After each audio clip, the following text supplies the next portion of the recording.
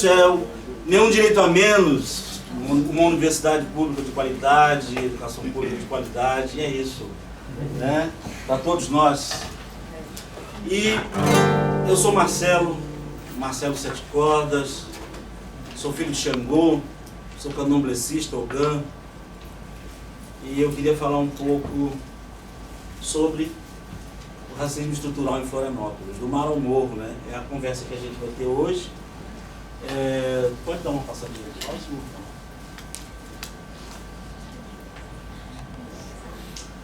E para a gente abrir essa conversa, eu acho muito justo cantar para Exu, nosso ancestral, que é ele o comunicador, aquele que abre os caminhos, também fecha, é o rei e o dono da encruzilhada.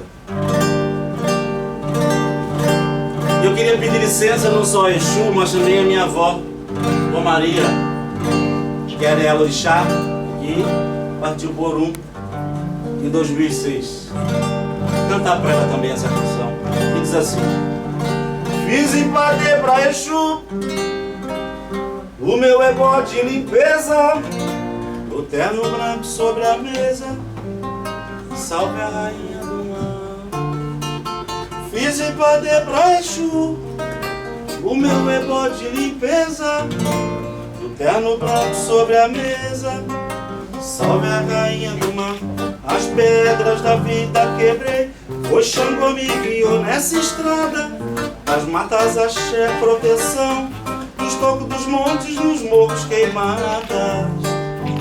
Oxum derrama no leito segredo das águas, e pra Iemanjá o vento forte traz a marejada. Oxum derrama no leito segredo das águas, pra Iemanjá o vento forte traz a marejada. Ogum, meu santo guerreiro, chamou as demandas, 15 loucos São Jorge, que é da Capadócia, ele é de Aruanda. Ogum, meu santo guerreiro, chamou as demandas, 15 loucos São Jorge, que é da Capadócia, ele é de Aruanda. Fiz empadê pra Exu, o meu ebó de limpeza, o terno branco sobre a mesa, salve a rainha do mar. Fiz empadê pra Exu, o meu ebó de limpeza, o terno branco sobre a mesa, salve a rainha do mar. O terno branco de Zé Pilintra, salve a rainha. O terno branco de Zé Pilintra, vocês ó, salve a rainha do mar. O terno branco de Zé Pilintra, salve a rainha do mar. O terno branco do velho Zé, salve a rainha do mar. Iemanjá, Iemanjá, salve. Salve a rainha do mar. Iemanjá, Iemanjá, salve a rainha do mar. Iemanjá, Iemanjá, salve a rainha do mar. Alô, Exu!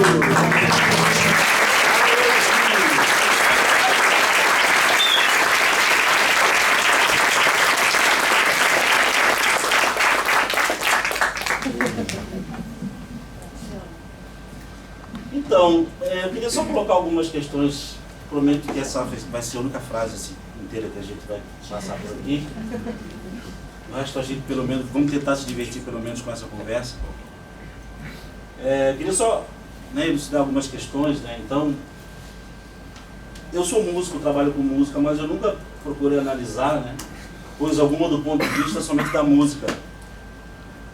Mas sempre perguntei o que a música, né, o que ela tinha para me dizer sobre problemas e as reflexões a que ela é associada.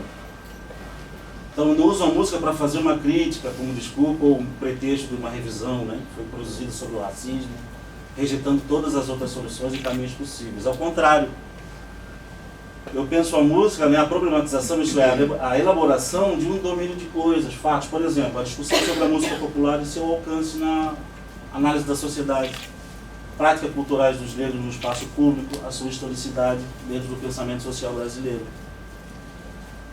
né, e que me parece colocar, né, problemas para as formas como visualizamos a política racial brasileira, interrogando como a violência produzida pelo genocídio, pelo epistemicídio e outras formas de discriminação nos ajuda a compreender o racismo como estrutural e estruturante.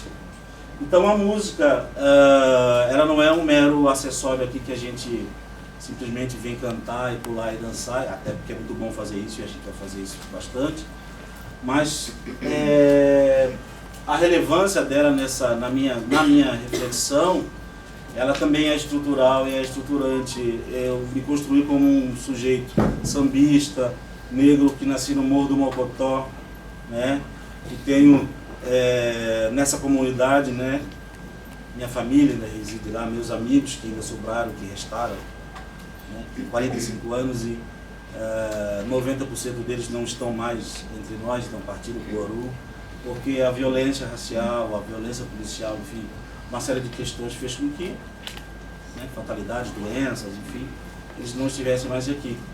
Mas então eu vou tentar apresentar um pouco uma Florianópolis, né, um pouco do passado, para a gente tentar entender também como é que ela foi se construindo, se constituindo a partir do avanço territorial, né,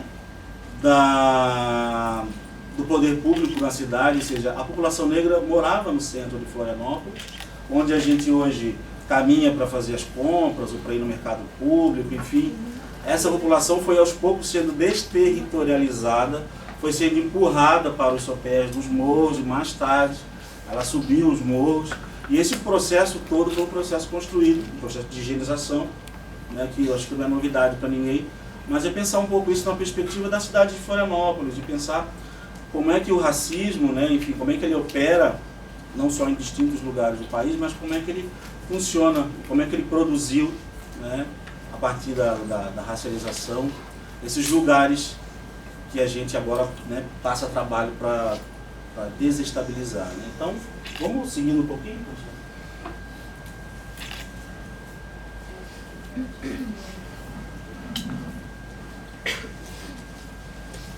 Eu apresentei minha avó, Maria Francisca, essa é a dona Lucimar Bittencourt, matriarca do Morro do Mocotó, onde nasci. Dona Luci faleceu no último ano. É também uma pessoa com a qual eu tenho maior carinho, porque ela tinha um armazém quando a gente era pequeno, né, quando a gente fugia de casa, arrumava uma moeda para comprar bala, pirulitos, enfim. E Dona Luci também, na casa dela que aconteciam os bailes, os aniversários, os casamentos, né? Seu tio fazia muitas festas e eu trabalhei com a Dona Luci durante toda a minha pesquisa, desde o TCC, a dissertação e a tese, né, de doutorado.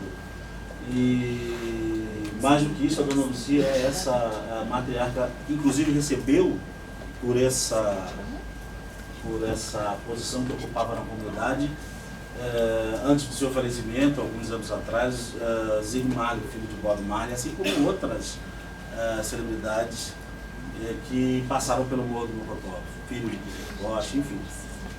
Esse é gentil do Orocongo. O Orocongo, instrumento monocórdio, né? Está aqui com ele. Esse é gentil no Morro da Caixa, que também é mais um morro que compõe o maciço da Cruz, né? E faleceu também há alguns anos. E, enfim, ele tinha suas narrativas, as suas descrições do morro. E não só do morro, mas como é que essa sociabilidade da cidade fazia com que as profissões, né, o número de profissões limitadas, a forma como a população negra era distribuída nessas profissões na cidade, as narrativas de Seu Gentil, além das musicais, elas são fantásticas para a gente pensar um pouquinho nessas coisas. Enfim.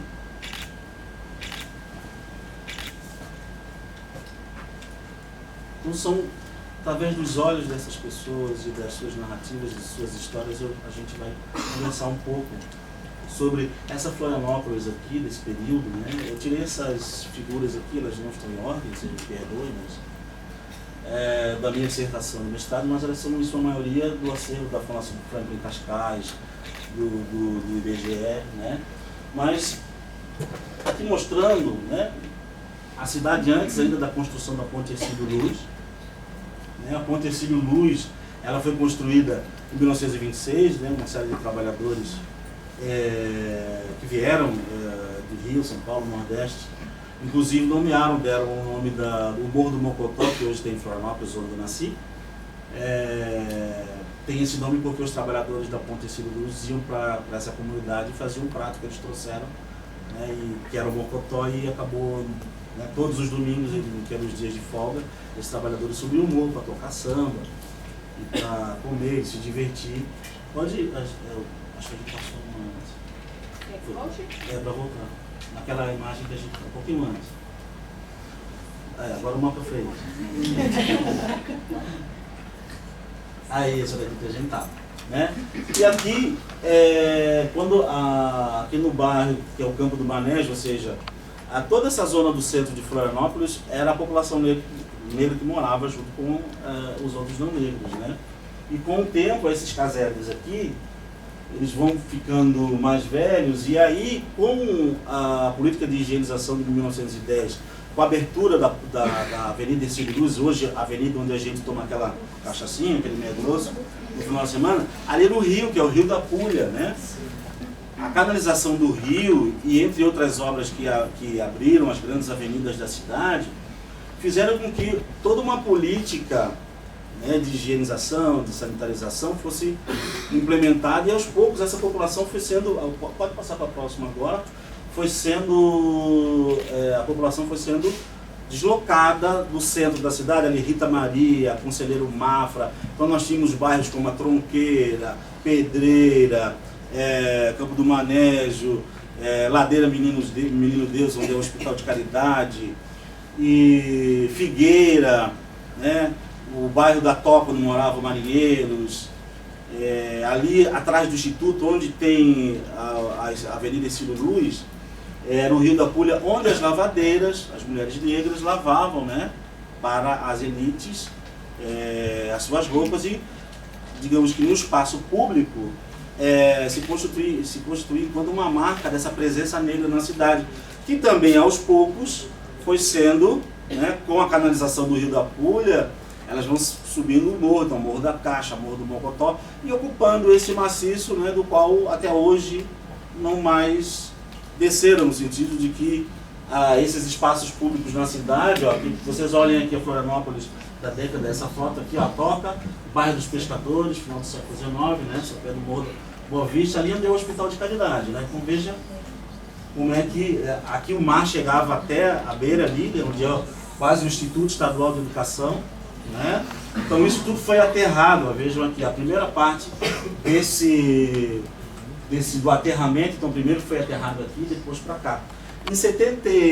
Eu nasci em 74, então em 78 eu me lembro, sentado lá de cima do Morro do Mocotó, deles aterrando esse 79, né, a última parte do aterramento, e que acabou, né, chegando ali onde hoje até o mercado público. A gente vai ver adiante mais algumas fotos, e vamos perceber como é que a cidade foi sendo, ela precisou ser aumentada, né, o tamanho, pelo menos a terra, e como é que essa política de higienização foi expulsando essa população negra da cidade.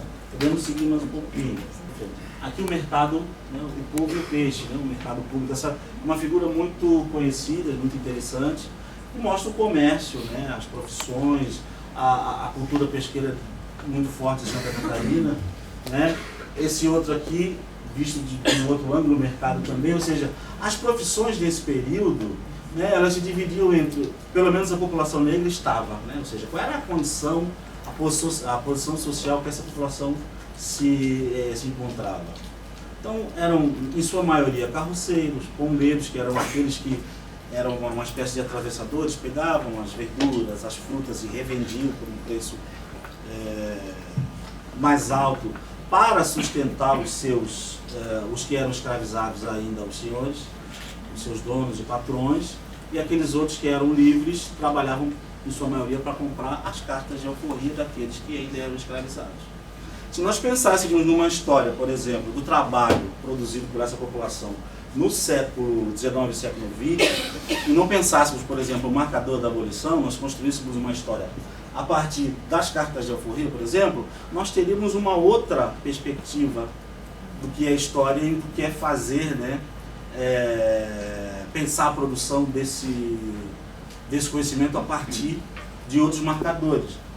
Então, as profissões, então, geralmente eles eram carroceiros, faziam trabalhos como bombeiros, carregadores, né? As mulheres trabalhavam normalmente na questão da lavação de roupas, né? Como empregadas domésticas, enfim.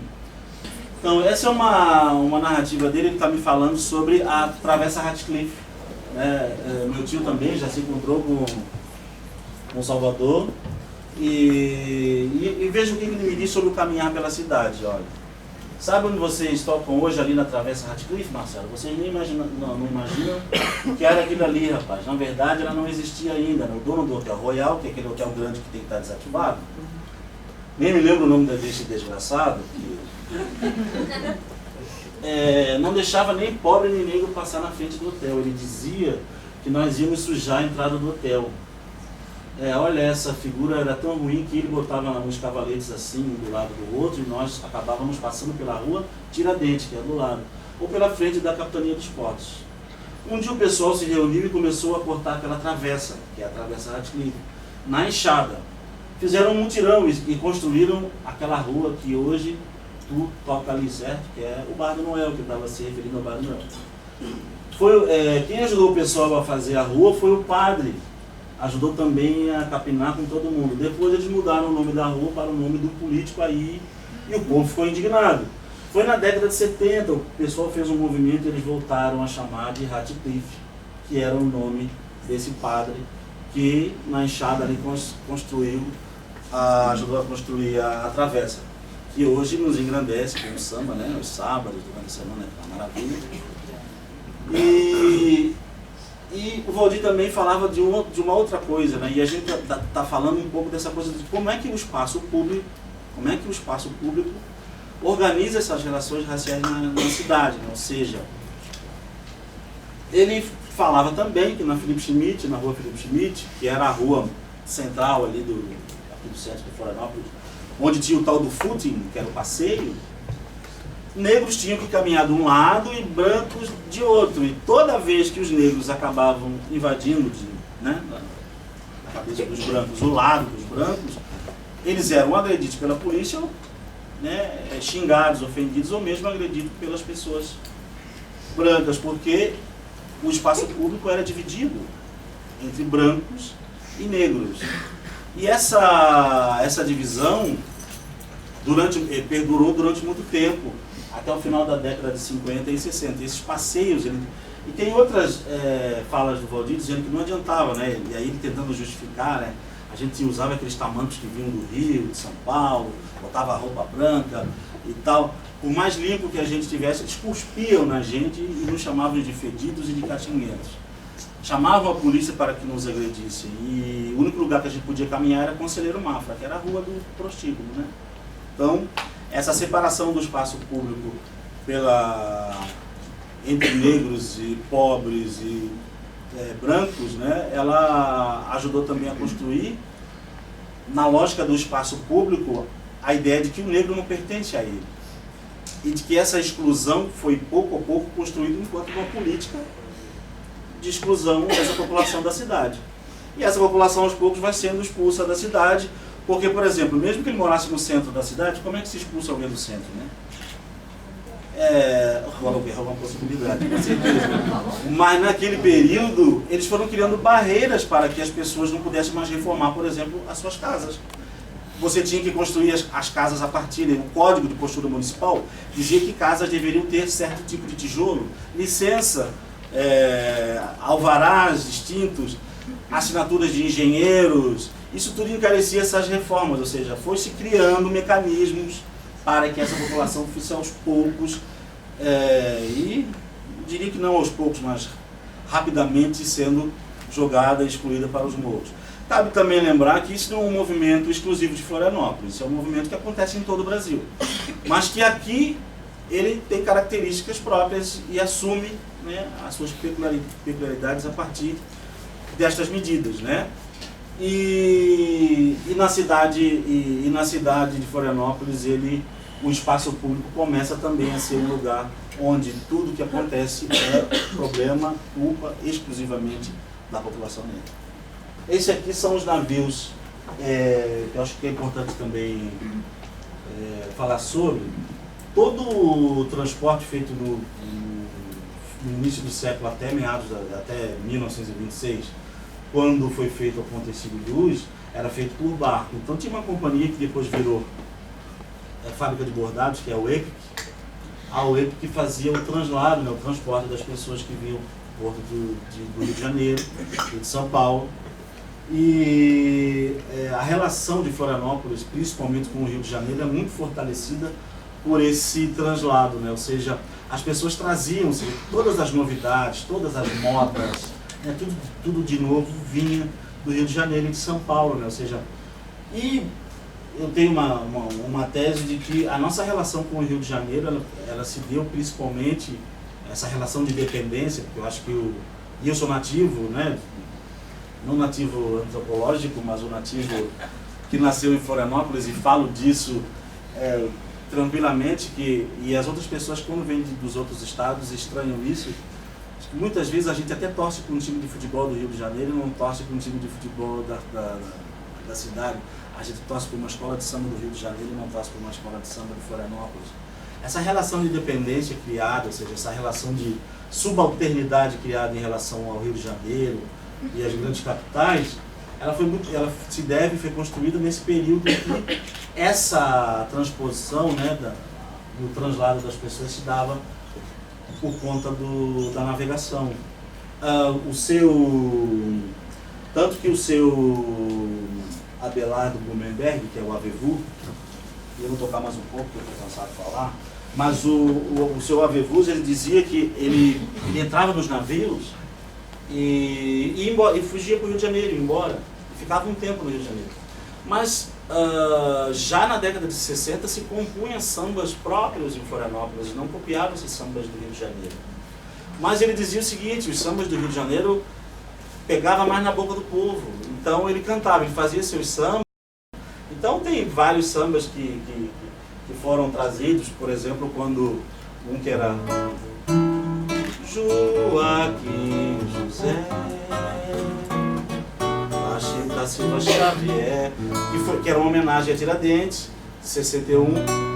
E aí, os sambas que eram mais, que ele achava mais bonitos, ele trazia do Rio de Janeiro. E os outros que ele achava, por exemplo, o Palote tem sambas que foram imortalizados aí, né? Revelar de amarelo, vermelho e branco, levantando a poeira do chão. Revelar de amarelo, vermelho e branco, levantando a poeira do chão. É a copa longe cor da caixa que vem cantando com satisfação, sambando com alegria a sua linda melodia. Vou cantar do Protegido também, porque tem gente que é protegido. Protegido, olho lá do morro, avenida, é a Protegidos mostrando o candomblé no desfile do nosso carnaval. É a Protegidos mostrando o candomblé no desfile do nosso carnaval.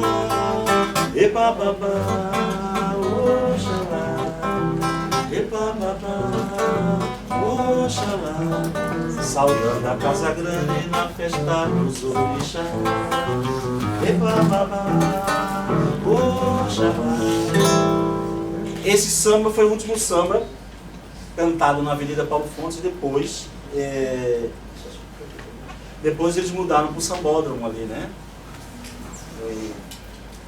O Sambódromo, que é a passarela do samba Nego Querido. Nego Querido era um grande sambista, que era cuiqueiro, e dizia que ele era parente do Boaventura Souza Santos, porque ele dizia que ele era o melhor tocador de cuíca do sul do mundo. Então, logo, a gente deve as epistemologias do sul em Florianópolis ao Nego Querido. É verdade, não é não?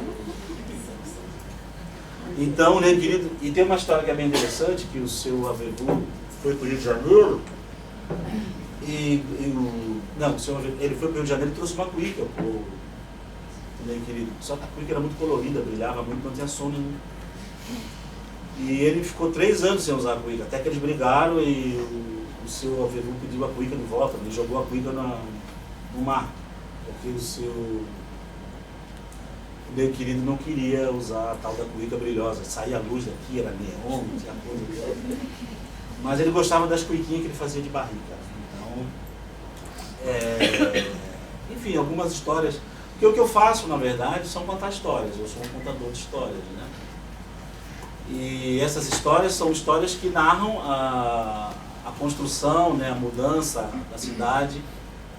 E eu vou cantar um samba que eu fiz, que fala desses redutos de samba que foram construídos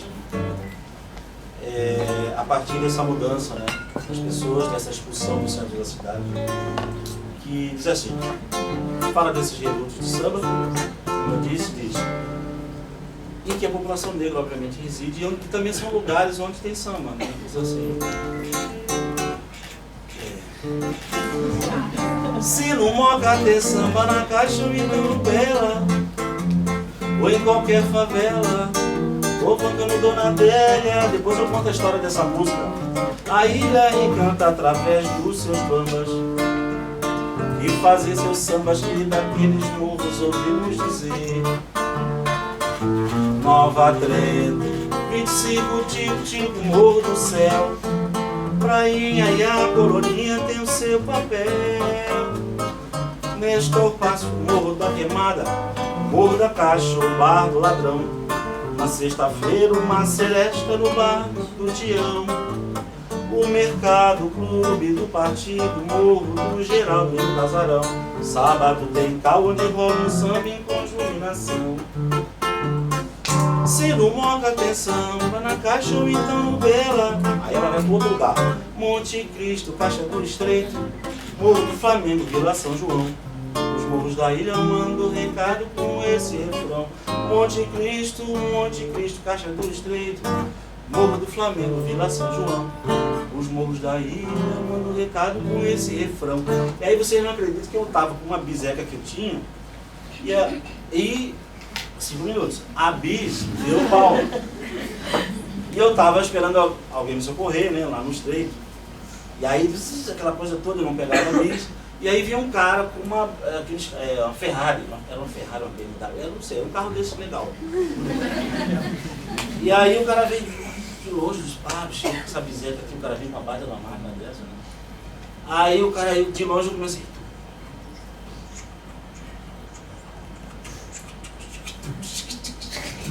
Opa, samba, pelo menos na desgraça, tá aparecendo um samba aqui. Aí quando chega perto, se não Moca tem samba na cara, oh, no samba! Aí ele parou no sinal, né? Parou no sinal, daí eu cheguei e falei assim, porra, meu velho, esse samba é meu! A BMW também é minha. A BMW também é minha. Foi embora e disse, pensei, mas peraí, não, porra, o samba é meu! A BMW também é minha, tchau! Ele não acreditou de fato que o samba era meu, né? O que me deixou muito chateado, né? Porque vocês imaginam que é um samba ser cantado, né, pelo né, o samba aparecer no carro de alguém, enfim. Hoje eu já sou um cara de sucesso, mas naquele tempo não era, né? Ainda não era muito conhecido. Então, bom, mas não só porque, o que me levou a pensar, por que ele não acreditou que eu era o compositor da música, né? Se eu tivesse assaltado o banco, ele acreditaria que fosse eu, que era eu, né? Mas ele não acreditou que eu fosse capaz de produzir um samba, né? Enfim. E aí eu fiz outro samba em resposta a esse samba, porque eu vou cantar ele para encerrar, porque as pessoas ficaram muito chateadas, porque quando eu estou falando de Nova Trento, 25, Tico, Morro do Céu, eu não falei de vários outros lugares. né? E aí veio gente me cobrar, tu não falasse lá do Monte... Não, Monte Pedro, não falou lá do Morro do Fulano, do Tiro e tal, não falou do meu boteco, tu não falou da minha história. Eu disse, não, calma também, né? Estou recebendo assim tanto para fazer samba, né? Vou tentar me esforçar mais. Então, enfim, eu vou cantar mais esse samba para encerrar minha fala e depois a gente pode ir conversando sobre. A professora ali está tocando aqui, vocês não viram, mas foi o trecho. Para de falar. Mas eu fiz esse samba em resposta a esse outro samba para, né, enfim, dizer para os meus amigos que, olha, esse aqui também é meu, né? E nenhuma BMW passou dizendo que não é. Mas ele é uma resposta a todos os redutos que eu ainda não falei, diz assim: o samba chegou em Floripa sem preocupar. Eu fiz esse samba porque eu também achei legal a gente, depois se vocês quiserem dar uma olhada na dissertação, na tela e tal, eu tentei construir e pensar na construção do ser diaspórico através da música, né? Então, não deu pra gente falar sobre isso hoje, mas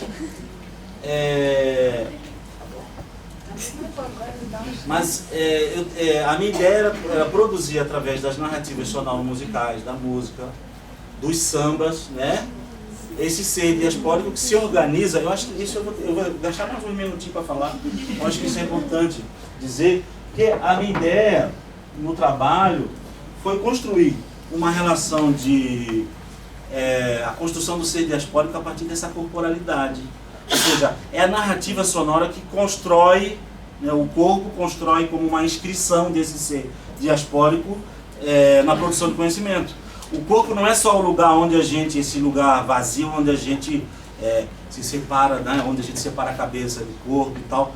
Eu pensei de uma forma sinérgica como é que a gente constrói um discurso a partir das sonoridades. Então, do samba, da contrametricidade, que é a forma, né, como a música africana passou essa herança pra gente através do samba. Então tem um cara que é que fala sobre o Duke Ellington, que fala sobre jazz. Ele diz que, falando sobre o blues, ele diz que quando a gente toca, por exemplo, se eu faço isso, né, se eu estiver tocando um blues, eu estou aqui.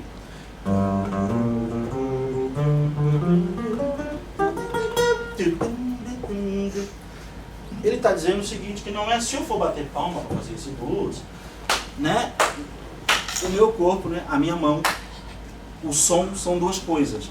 Mas entre o meu corpo, o som, existe uma outra coisa, ele diz. Quando você toca o blues, ou eu estou pensando no samba, você nunca está sozinho. Há algo mais que lhe aciona. Então, se eu faço um samba, então, o meu corpo é imantado, ele é chamado a ocupar esse espaço, né? Então, o meu corpo é sempre... Eu vou sendo chamado. Ele chama isso, dessa terceira pessoa, né, na lógica, né, do blues, a invocação do demônio, né, digamos assim.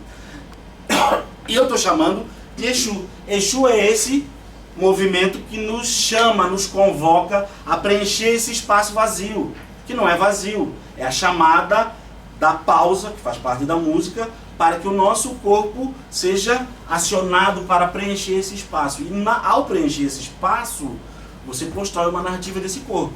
Porque essa bateria faz... Se você ouvir a bateria e ver um homem ou uma mulher sambando em Salvador, ele tem um jeito de sambar. Eu vou sambar na parte de Florianópolis, tá? Em Salvador eu não consegui ainda ter todo esse remeleixo. Se você vê homens e mulheres, brancos ou negros, sambando no Rio de Janeiro, você vai ver um tipo de corporalidade. Essa é a inscrição. Se você vê em Santa Catarina, agora é a minha vez. Então eu vou estar sambando. Mas você vai perceber que a mesma música, o mesmo samba constrói corpos diferentes. Então é dessa inscrição, desse movimento que é preenchido e é acionado no momento que Exu é chamado, eu estou dizendo que esse ser diaspórico, que foi aqui, né, mandado dos morros, expulso, esse ser diaspórico, ele produz de outro jeito, de outras formas. essa outra forma de compor essas narrativas sonoras, musicais, sônicas, através do corpo, através da linguagem musical, produz esse ser negro na diáspora. Então, eu acho interessante dizer isso, porque é um momento que a gente pensa em novas ontologias e novas epistemologias na produção do conhecimento. E pensar novas epistemologias e novas ontologias não é só botar Exu no nome que está tudo certo. Não é de fato você repensar, né, por que nós estamos usando novas epistemologias, por que elas são acionadas, mais do que criá-las, né? Ou seja, há uma demanda e essa demanda vai sendo utilizada, né, operacionalizada por essas novas linguagens, por essas novas formas de produzir conhecimento. Elas sempre estiveram aí. Né? Nós temos o compromisso de cada vez mais de trazê-las e encher as universidades, as escolas e o país daquilo que sempre nos foi relegado. E o que eu ia fazer agora é tocar, né? Então aí eu falava para vocês um pouco sobre aquele samba que eu ia cantar em resposta aos sambas dos lugares que eu não falei. Então ele dizia assim: o samba chega. E também acho que é importante dizer que foi uma tentativa de deslocar essa ideia dessa dependência, dessa subalternidade do samba de Florianópolis com relação ao samba do Rio de Janeiro. E um dia eu ainda vou conseguir inventar ou criar, porque a gente inventa também nas nossas ficções, que eu acho que o samba não nasceu no Rio de Janeiro, eu acho que ele nasceu no Morro do Mocotó. Eu não tenho dúvida disso. Se no Mocotó... Não é essa.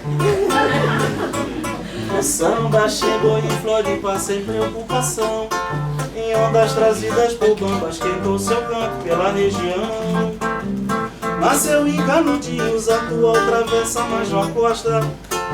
Foi cultivado nos morros, no asfalto, piroscas e pelas encostas. E o samba chegou em Floripa sem preocupação, em ondas trazidas por bambas, quebrou seu canto pela região. Nasceu em Canudinhos, atual travessa Major Costa. Foi cultivado nos morros, no asfalto, piroscas e pelas encostas. No continente, bar do Balneário e o Drive Mania. Agora eu vou falar todo mundo, ó. Tinha o bar do Marquinhos, do Charles, Pombinhas, Ari Cantorias. Vai sobrar ninguém. E outros redutos, fiz sua proposta assim como antes. Tinha o bar da Toca, o Miranda, o Queno e o Praça 11. O Clube dos 20, o Point do AB lá no Belo Paulão. Na Brocaso, o Jadson, bar do Chocolate. No Monte Verde, o bar do Tião. Aí. Morro da Cruz, Capoeira Trindade, Morro do Quilombo, Pantanal e Serrinha, eu lembro que havia o samba se pôs. E nesse passeio pela geografia musical do samba, a princesa, coloninha, o Copa, consulado, todo mundo é coloninha, consulado, pé vermelho e branco, né? O samba é passado, futuro, presente é como criança. Coisa de nossa gente, quanto mais se brinca, se tem esperança. Deixa aí.